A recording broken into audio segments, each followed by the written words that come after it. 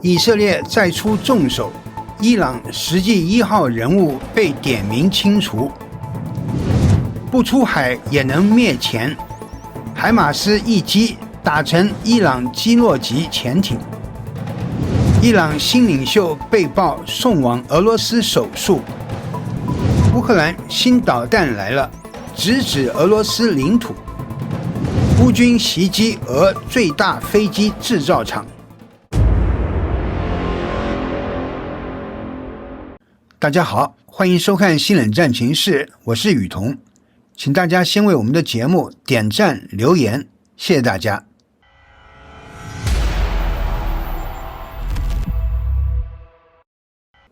中东局势再度传出震撼性消息，以色列方面宣布，在最新一轮空袭中，已成功击毙伊朗关键权力人物阿里·拉里贾尼。这一消息若属实，意味着在此前针对伊朗最高领袖的打击之后，以色列的定点清除行动仍在持续升级，并逐步指向伊朗权力核心层。据路透社报道，当地时间3月17日，以色列国防军首先对外披露，拉里贾尼已在3月16日的空袭中身亡，并明确表示其为重点打击目标。以色列国防部长随后也召开发布会，确认这一行动成果，并指控拉里贾尼是多起针对以色列的袭击行动幕后策划者。在当前伊朗权力架构中，拉里贾尼被普遍视为实际掌权者，尽管他并非名义上的最高领袖，但在此前权力交接安排中，其被赋予战时指挥、国家安全及军事协调等关键许可权，地位相当于临时最高指挥。根据伊朗宪制安排，总统、司法系统负责人以及监护委员会代表共同组成临时领导机构。但在实际运作中，拉里贾尼凭借其横跨军政外交的资历以及既有权力基础，在革命卫队、国防体系和外交事务中拥有主导地位，甚至连总统在重大决策上也需向其请示。他不仅负责统筹对外军事行动，包括针对美军目标的潜在报复，还主导对外沟通，与俄罗斯及中东多国保持接触，同时在国内维稳方面扮演核心角色。因此，尽管其不具备宗教资格，无法成为正式最高领袖，但实际上已处于摄政者的位置。除拉里贾尼外，以色列方面还声称在同一轮打击中清除了伊朗80级民兵的一名高级指挥官，进一步削弱伊朗的内部安全力量。不过，截至目前，伊朗官方尚未就此发表正式声明。与此同时，社交媒体上流传出一份所谓拉里贾尼的手写悼文，但由于其本人未公开露面，也无影像或录音证据，这一消息的真实性仍存疑问。在军事层面，以色列对伊朗的空袭仍在持续，德黑兰、设拉子和塔布里兹成为重点打击区域，多处安全指挥中心及军事设施遭到攻击，包括无人机、弹道导弹和防空系统的储存基地。分析认为，这些打击已对伊朗的反击能力造成明显影响，其近期行动强度有所下降。与此同时，以色列并未放松对其他战线的压力。在加沙地区，以军空袭摧毁一支武装小组，其中部分成员被指与2023年袭击事件有关。北部方向，以色列同样持续关注黎巴嫩真主党动向。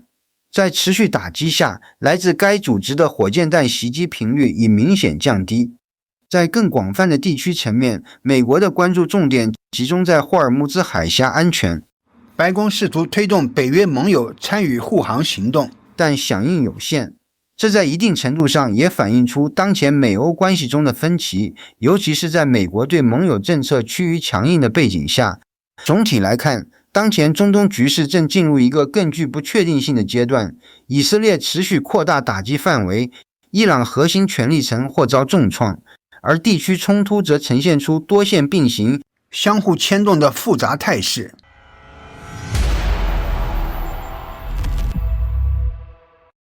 随着美国与以色列针对伊朗的军事行动进入第3周，打击范围与强度持续扩大。连续空袭与精确打击已对伊朗的军事体系与能源基础设施造成明显冲击，而最新披露的对海军力量的打击更成为外界关注的焦点。据美国军事媒体战区报道，当地时间3月13日，美军高层在五角大楼记者会上披露，陆军远程火力部队已在此次行动中发挥关键作用。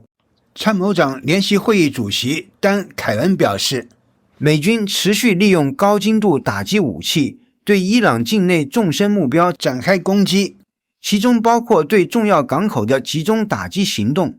他透露，美军通过 M142 高机动性火箭炮系统、海马斯发射 ATACMS 以及 Precision Strike Missile 等短程弹道导弹，对停泊中的伊朗海军舰艇实施远程打击，并成功摧毁多艘目标，其中甚至包括一艘潜艇。他强调，这一系列行动已显著削弱伊朗海军的作战能力，后续仍将继续打击相关资产，以进一步压缩伊朗的军事反制空间。尽管美方未公布被击毁舰艇的具体型号，但分析普遍认为，这类导弹目前并不具备有效打击高速移动海上目标的能力，因此攻击对象很可能是在港口停泊状态的舰船。报道援引卫星影像公司 Planet Labs 的数据称，早在3月4日，伊朗阿巴斯港一艘俄制基洛级柴舰潜艇已被击沉。外界推测，美军所称被摧毁的潜艇极可能即为该目标。从军事角度看，此类打击具有明显的战略意图。相较于在海上搜索并攻击已下潜的潜艇，直接打击港内停泊目标不仅成本更低，效率更高，也能在短时间内削弱伊朗海军的关键战力，特别是在霍尔木兹海峡这一全球能源运输要道。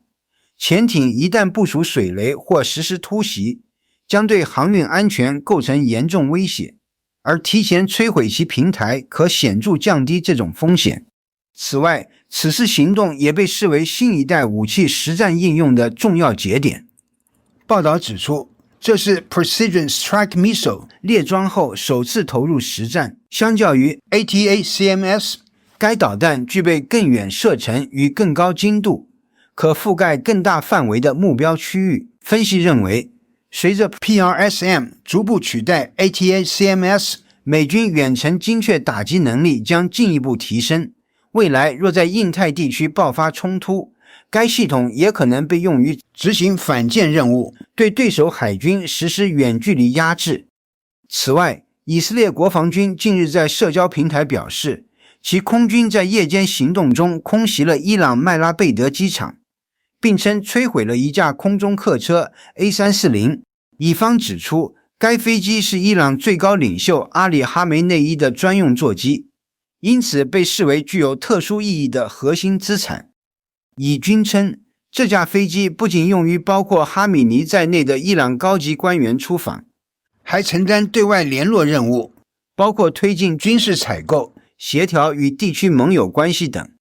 军方指出，摧毁这项战略资产将削弱伊朗及其代理组织之间的协调能力，也会影响伊朗伊斯兰政权的军事力量。此外，以方还表示，在本月早些时候对同一机场的空袭中，已摧毁多架与伊斯兰革命卫队及其海外行动分支圣城旅相关的飞机。这些飞机被认为可能用于运输武器、资金及人员，并与包括黎巴嫩真主党在内的武装组织保持联系。以军还透露，伊朗曾试图将部分现役飞机转移至退役机停放区域，混入旧机队之中，以增加以色列识别与打击的难度。这一说法也被用来强调以方在情报识别方面的能力。从装备角度看， A340 是一款已停产的4发远程客机。由于长期受到制裁，伊朗难以获得新型西方民航飞机，因此通过二手渠道引进此类机型，用于政府及高层出行。那么，以色列为何特别强调击毁专机这一战果？从战略传播角度来看，背后主要有几层含义。首先，这是一次具有强烈象征意义的打击，即使该飞机未必仍在实际承担专机任务，将其与最高领袖关联，能够强化触及权力核心的效果。其次，这是对情报能力与精准打击能力的展示，公开点明目标用途，意味着以色列掌握伊朗高层出行与后勤体系的关键信息。第三，有助于塑造可见战果，以维持国内舆论支持。在长期冲突中，这类具有象征性的成果更容易被公众感知。最后，这也是一种心理战手段，通过打击与政权象征相关的目标，以色列向伊朗及其盟友释放信号，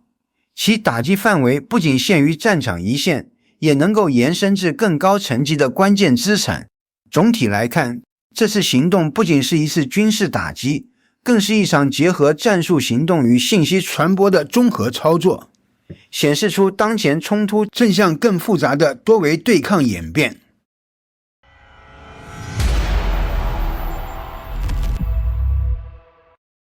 自穆吉塔巴·哈梅内伊接任以来，其始终未公开露面，仅通过伊朗官方媒体发布书面声明。这种隐身状态也引发了外界广泛猜测。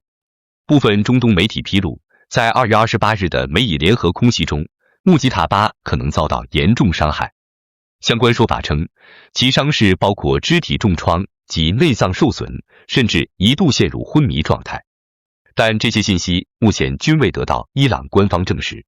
科威特媒体 Al Jazeera 援引知情人士称，穆吉塔巴已被俄罗斯军用飞机秘密送往莫斯科，在普京的官邸接受手术，术后正在一家私人医院接受治疗。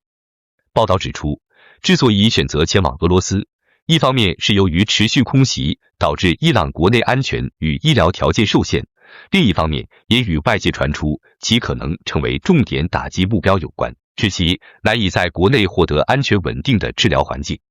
另有消息称，在近期一次通话中，普京曾向伊朗方面提出接受穆吉塔巴赴俄治疗的建议，伊朗高层随后对此表示同意。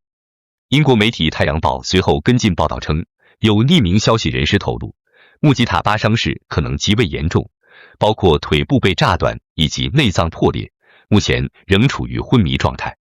另一方面，据 CBS 新闻引述多名情报圈人士透露，前伊朗最高领袖哈米尼并不希望其56岁的儿子穆吉塔巴继承权力。原因在于，穆吉塔巴被部分知情人士认为才智不足，尚不具备担任最高领袖的条件。此外，穆吉塔巴的私人生活也存在争议，这进一步削弱了他在哈米尼心中的可信度。报道指出，美国总统特朗普曾私下对身边人士表示，他对穆吉塔巴相关信息的意义持怀疑态度，理由是伊朗目前几乎处于群龙无首状态，甚至有传言称穆吉塔巴可能已经身亡。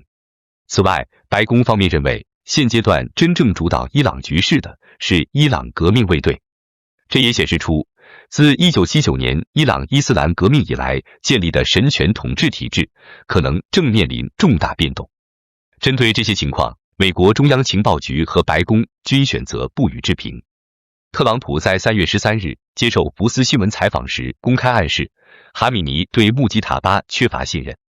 他指出，伊朗最高领导层已经缺位，第二代领导层也面临问题，连第三层也陷入困境。而穆吉塔巴并非其父原本指定的人选，特朗普甚至直言，穆吉塔巴是无足轻重的人物，若这样的人成为伊朗领袖，令人难以接受。他还暗示，美方可能希望在伊朗下一任最高领袖的人选上保有某种监督或影响权。若穆吉塔巴最终确立最高领袖地位，他将成为自1979年伊斯兰革命以来的第三位伊朗最高领袖。前两位分别是革命领袖鲁霍拉·何梅尼与其父哈米尼。值得注意的是，由父亲传位给儿子的安排格外敏感，因为当年伊朗革命的目标之一就是推翻世袭君主体制，建立神权治理。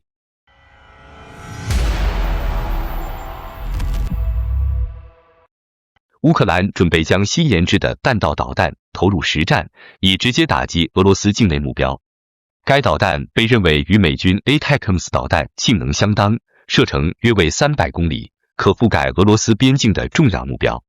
据 RBC 新闻报道，研发火烈鸟巡航导弹的 Firepoint 公司近期又推出了新型 FP7 弹道导弹，该武器已完成测试，并计划在实战中用于评估其作战效果。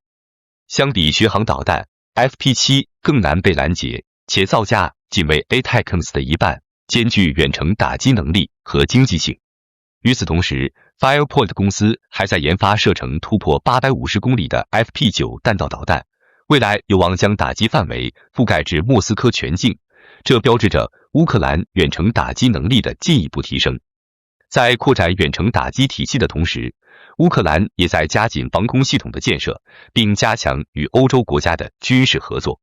基辅近期与法国达成协议，将测试新型 SAMP-T 防空系统。乌克兰总统弗拉基米尔·泽伦斯基在与法国总统埃马纽埃尔·马克龙会晤后宣布，这套升级版防空系统将有效拦截俄军弹道导弹，是欧洲目前唯一可替代爱国者系统的方案。此外，乌克兰总司令瑟尔斯基与瑞典军方会晤，获得新一轮战机与防空系统援助，进一步增强了空中防御能力。在政治层面，乌克兰总理斯维里登科在北约总部布鲁塞尔表示，基辅首次收到完整的欧盟入盟条件文件，最后3个谈判领域涉及农业、竞争力和绿色协议。这意味着乌克兰加入欧盟的整体方案已逐步完善。自2024年正式开启入盟谈判以来，乌克兰融入欧洲的道路已日益清晰。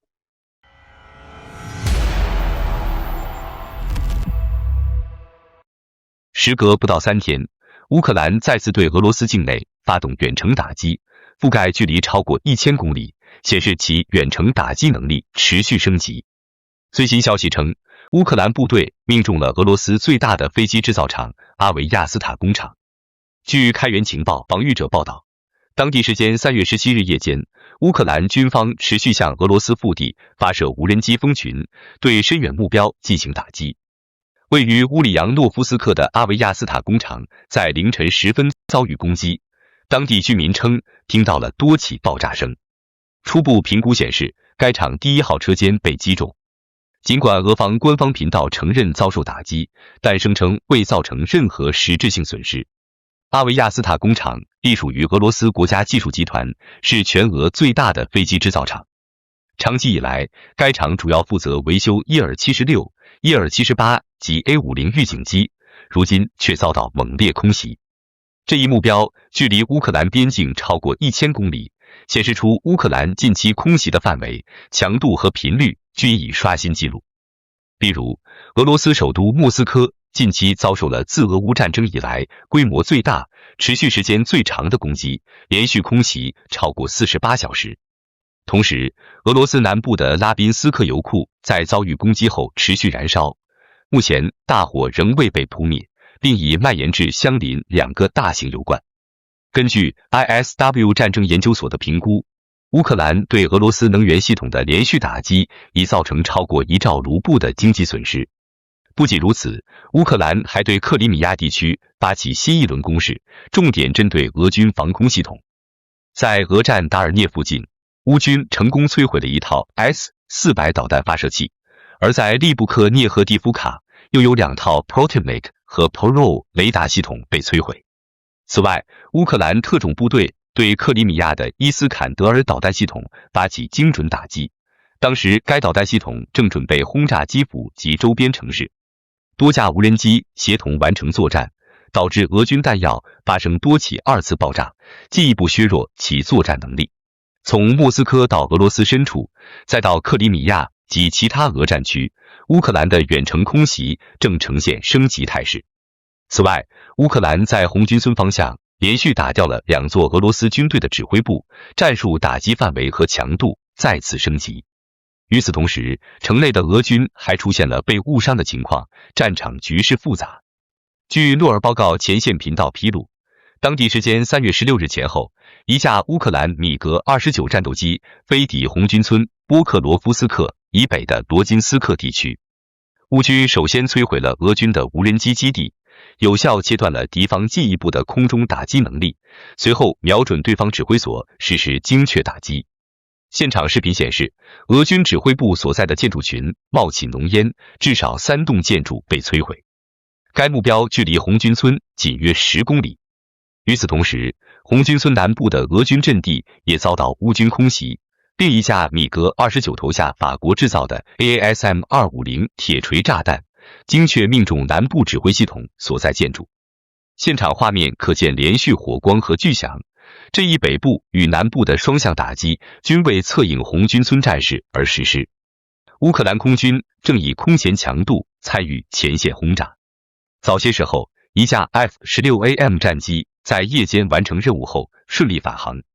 预计很快将会有更详尽的战报公布。这些空中行动对地面攻势起到了直接支援作用。此外，乌克兰第14特种部队公布了在红军村周边清剿俄军据点的影像。特种部队通过利用镜子侦察发现敌方掩体后，成功投掷手榴弹完成清理，进一步削弱了敌方战斗力。红军城内部的交火也愈发激烈。10几个小时前，俄军在城中出现误伤事件，多达3-4个目标被自方击中。尽管莫斯科方面曾宣布完全控制该城，但前线实况显示，战斗仍在持续进行。在扎波罗热战线，乌克兰部队近期突袭了莫尔斯克附近的无人机仓库，摧毁了敌方关键设施。同时，在俄占奥西片刻，乌军还摧毁了一个俄军补给站，进一步削弱了敌方在南部的作战能力。好的，感谢您一口气看到最后了，这是对我们最大的鼓励和支持。要看最全面、最及时准确的战场热点报道更新，就请每日锁定新冷战情势。如果您喜欢我们的节目，也请您点赞、留言、订阅，把视频分享出去，让更多的人看到这个节目。想要赞助我们的朋友，可以打开超级感谢打赏赞助，帮助我们能持续做出更多好节目。谢谢大家。